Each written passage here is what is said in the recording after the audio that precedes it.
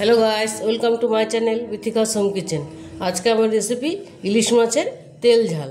তো আমি তোমাদের দেখাবো কি কি উপকরণ আমি নিয়েছি। ইলিশ মাছটা আমি একটু অন্যরকম ভাবে করব, যেটা তোমাদের আজকে আমি দেখাবো। এখানে আমি নিয়েছি, দেখো, ইলিশ মাছ 4-5 পিসের মতো ইলিশ মাছ নিয়ে নিয়েছি। আমি কেটে ধুয়ে পরিষ্কার করে নুন হলুদ মাখিয়ে রেখেছি। আর এখানে নিয়েছি আমি, দেখো, পেঁয়াজ কুচি, ছোট একটা পেঁয়াজ কুচি নিয়েছি, 5-6 কোয়া রসুন নিয়েছি। এখানে দুটো শুকনো লঙ্কা, পাকা কাঁচা লঙ্কা নিয়েছি, পোস্ত দানা, টক দই, এখানে যে হলুদ আর ধনের গুঁড়ো, আর ফোড়নের জন্য নিয়েছি কালো জিরে আর নুন আর সর্ষের তেল। তো চলো আমি রেসিপিটা শুরু করব। দেখো, আজকে আমি সব মশলাগুলো শিলনোড়ায় বেটে করব। দেখো, সবার প্রথমে আমি পোস্ত দানাটা বেটে নেব। এবার দুটো শুকনো লঙ্কা আর কয়েকটা পাকা কাঁচা লঙ্কা আমি বেটে নেব। এবার আমি বাটবো রসুন আর পেঁয়াজটা।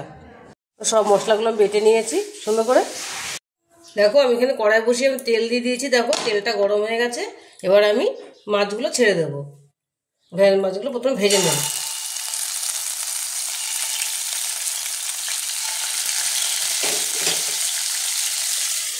ঢেকে দেবো, ছিটছে।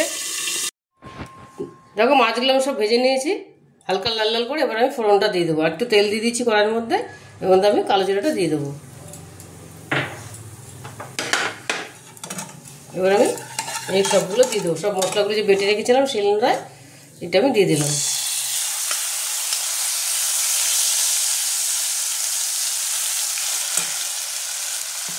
মশলা ধোয়া জল দিয়ে দেবো। দেখো,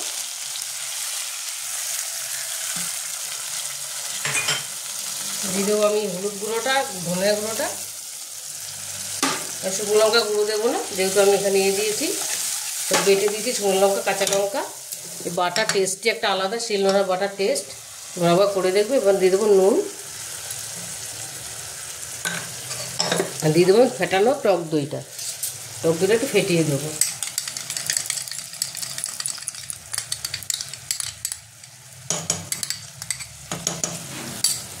দিয়ে দেবো কাঁচা লঙ্কা দুটো, পাকা কাঁচা লঙ্কা দুটো আমি দিয়ে দিলাম।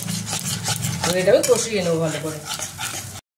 দেখো, মশলাটা আমরা কষা হয়ে গেছে। দেখো, কিছু তেল ছেড়ে দিয়েছে। এবার আমি এর মধ্যে জল দিয়ে দেবো। দারুণটা গন্ধ বেরিয়েছে। তোমরা একবার এবারে করে দেখবে। পেঁয়াজ রসুন দিয়ে হয়তো অনেকে ভাববে তোমরা ভালো লাগবে না, কিন্তু খেতে খুব ভালো লাগে। এটা একটা অন্যরকম স্বাদ। তোমরা বানিয়ে দেখবে। এবার জলটা একটু ফুটলে মাছগুলো ছাড়বো। একটু ঢেকে দেবো এবার আমি। দেখো, ঝোলটা আমার ফুটে গেছে। এবার আমি মাছগুলো ছেড়ে দেবো। মাছগুলো ছেড়ে দিলাম। মাছটা দিয়ে আমি ফোটাবো। এক পাশ ফুটিয়ে আর এক পাশ উল্টে দেবো। তারপরে এবং ঢেকে দেবো একটুখানি। দেখো, মাছটা আমার মোটামুটি হয়ে গেছে। দেখো, আমি ওই পিঠটা উল্টে দিয়েছিলাম, সুন্দর হয়ে গেছে মাছটা। মাছটা শুকনো সঙ্গে একটু ভালো লাগে, যেহেতু একটু ঝাল ঝাল। একটুখানি এটা মাছ, পেঁয়াজের মাছ, একটু শুকনো সঙ্গে বেশি খেতে ভালো লাগে। এবার আমি গ্যাসটা বন্ধ করে দেবো। গ্যাসটা বন্ধ করে দিয়ে একটুখানি আমি ঢেকে দেবো। দেখো, ইলিশ মাছের তেল ঝালটা আমি প্লেটিং করে নিচ্ছি। দেখো, দেখতে কি ভালো লাগছে। এটা খেতেও ভীষণই ভালো হয়। তোমরা একবার রেসিপিটা বানিয়ে দেখো, দেখবে খুব ভালো লাগবে। আশা করি তোমাদের ভালো লাগবে।